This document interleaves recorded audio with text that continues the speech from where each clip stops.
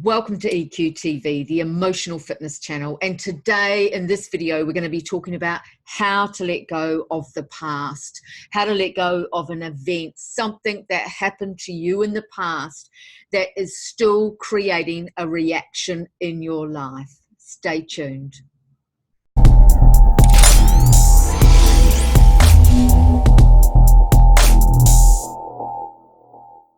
Welcome back. I'm Marianne Cusell, emotional fitness coach and performance strategist. And today I'm going to give you 3 incredible insights that will change your life about how to let go of your story.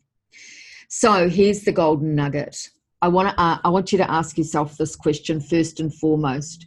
Put your attention on the story, the event, whatever it was that happened to you, the trauma, how you were brought up, whatever your story is that you're hanging on to.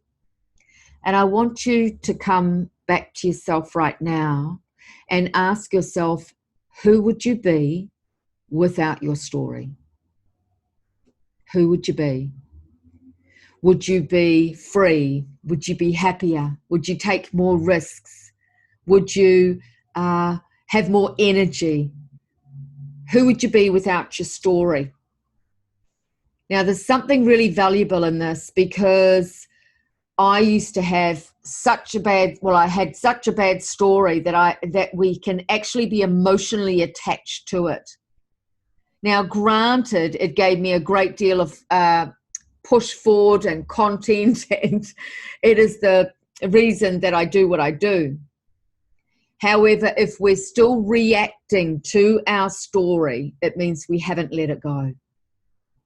So why do we still hold on to it? Step 2 is to not only say, who would I be without my story, and write all that down so you can clearly see it. And step 2 is, what are you hoping to gain by holding on to it? Now you might think, oh, this is just ridiculous, Marianne. I don't gain anything from it but pain and suffering. But we have an attachment, a conditioning, an attachment to our emotional conditioning.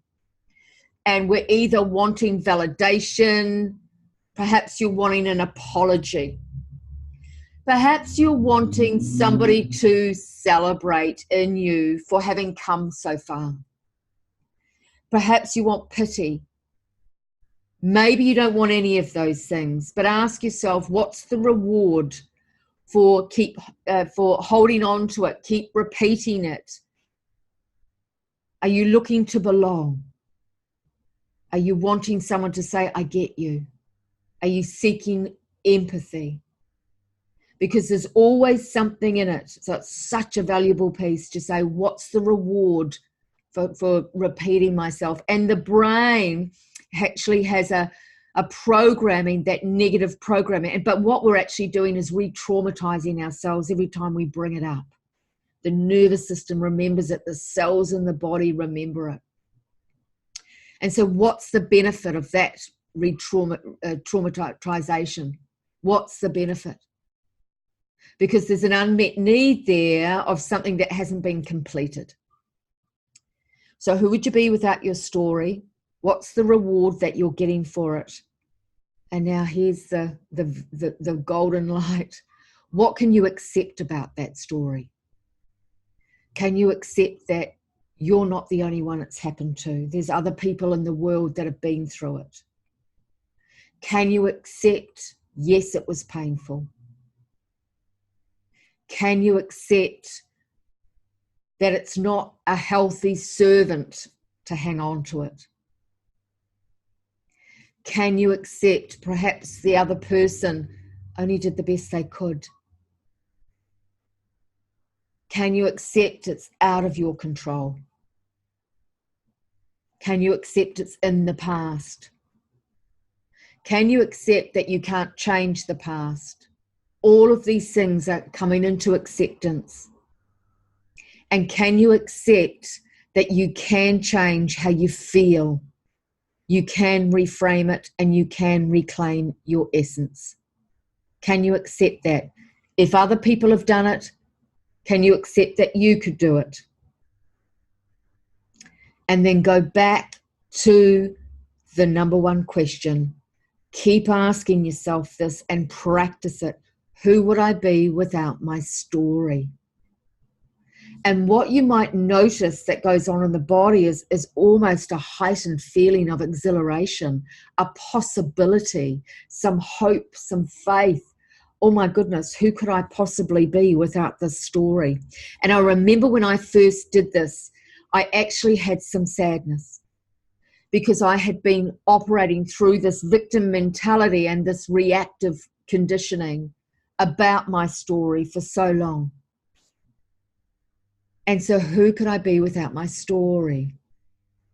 And I thought back then, who was I without my story? I was nothing without my story because my story was so big. But the truth is, by building that self-esteem, by asking who could I possibly be without my story, I'm still vivacious, tenacious, outgoing. I'm still me. And if anything, the story damps us down. Nobody wants to be around somebody listening to their horrible story all the time. It's almost like a part of us uses that story to make an excuse sometimes to why we're not achieving. Oh, because that happened to me, that's why I'm such a screw up. Or that happened to me and that's why I'm the way I am. That happened to me and that's why I'm addicted to such and such. And that happened to me and it just keeps going on. But who could you be without your story? Now, granted, if you've come from childhood post-traumatic stress disorder, there are complex situations, especially complex trauma, that go on in the nervous system, and you have to heal them. But it doesn't have to define you. And even though these practices are very healthy, and you'll find lots of other videos around this on my channel, but it's really, really important to know that we can change our frequency, we can change our vibration, and we definitely can change our perception, how we look at life. Life can be very difficult whether you had trauma or not, but you don't have to associate it with the trauma as to why this is happening today. And it's a very valuable piece. So are you emotionally reacting to life because of what happened? And who would you be without that story? Could you disassociate from it so you could react differently? You could respond to life differently and go, yeah, I'm having a bad day because it's a crappy day. I've had this happen today, but it doesn't have to associate to the past. I hope that makes sense for you. And please continue to practice. Who would I be without my story?